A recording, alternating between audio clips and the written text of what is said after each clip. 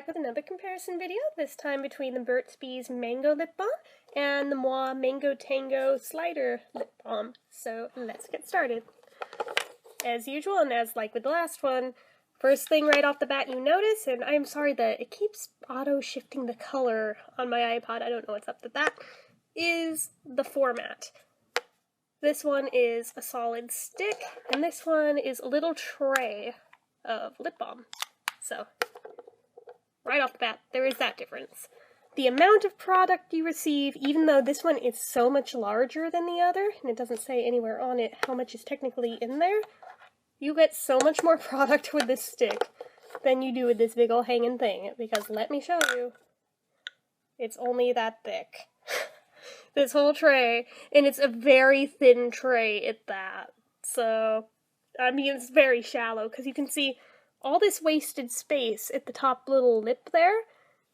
Now, subtract that amount of space from this tray, and you realize that there's not ultimately that much there. So anyway, these are both natural products, so they do have that in common.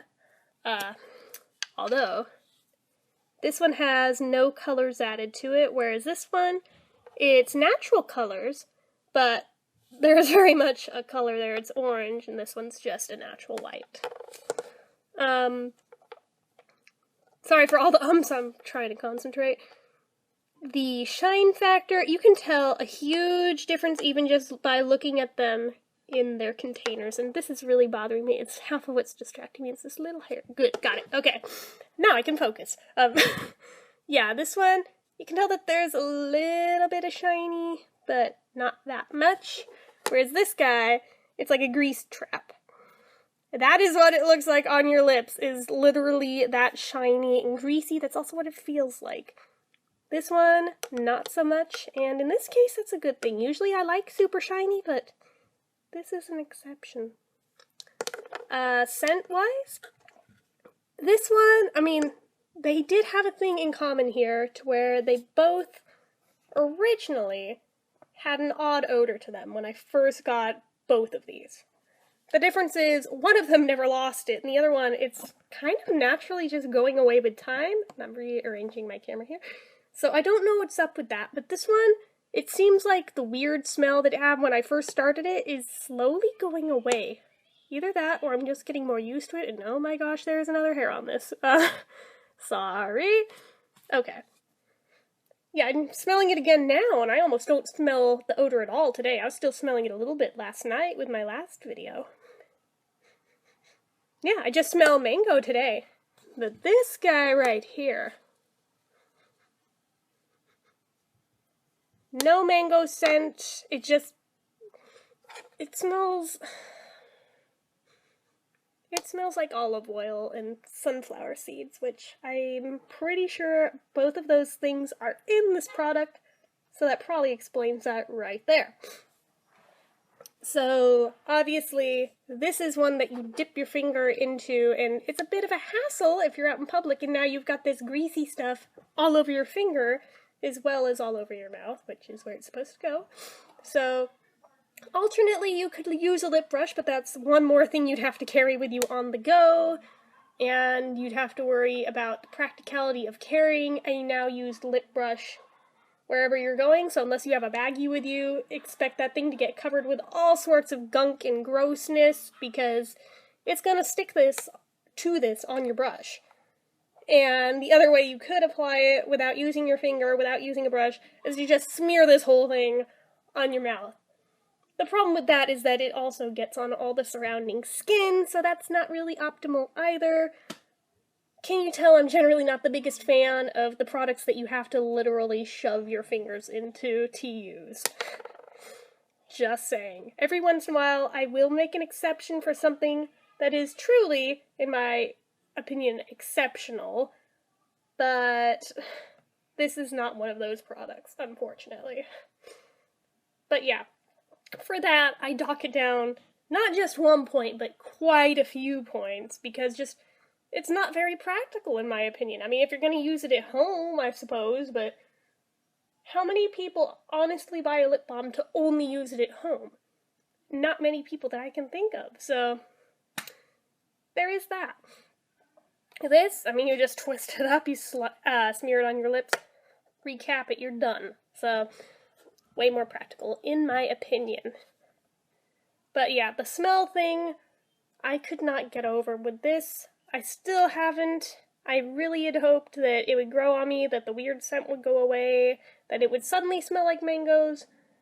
It still has yet to happen. It's been like a month or two, and I don't see it happening, which makes me sad, because this packaging is really, really cute, and I really had wanted to like this, but apparently it wasn't in the cards.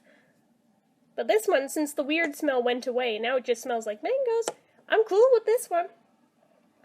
Taste-wise, I don't really notice a flavor with the Burt's Bees, and I apologize for the noise in the background. Somebody's driving on our driveway. I'm guessing a big truck. I can't see out the window from here.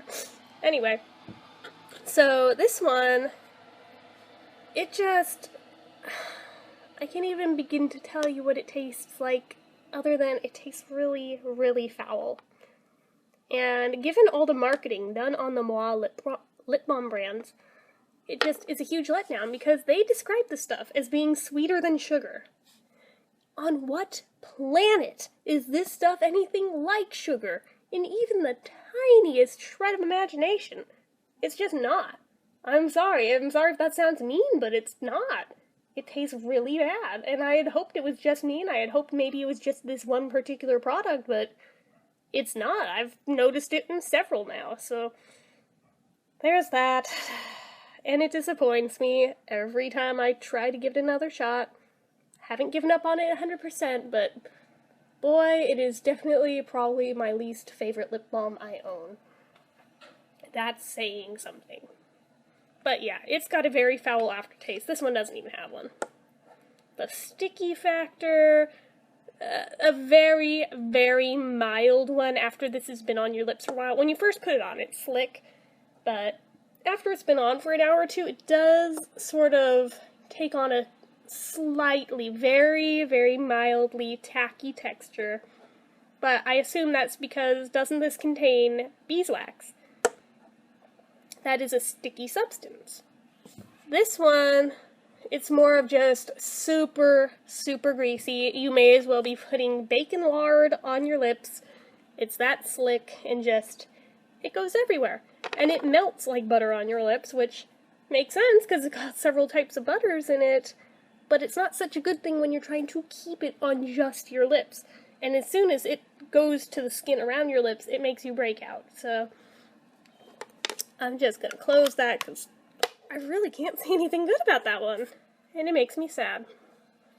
But anyhow, whoops, almost lost that cap. Bump, bump. So yeah, I think that's about all my usual points that I compare these on, and obviously on this comparison, Burt's Bees is a 100% winner above this guy. That one, get that out of here. It's not even in the competition. It's so far removed here compared to this competitor. So anyway, that's about all I've got to say on that. So as usual, if you enjoyed this video, click the like button. If you're not already and you'd like to be, click subscribe, leave comments down below. Until next time, bye!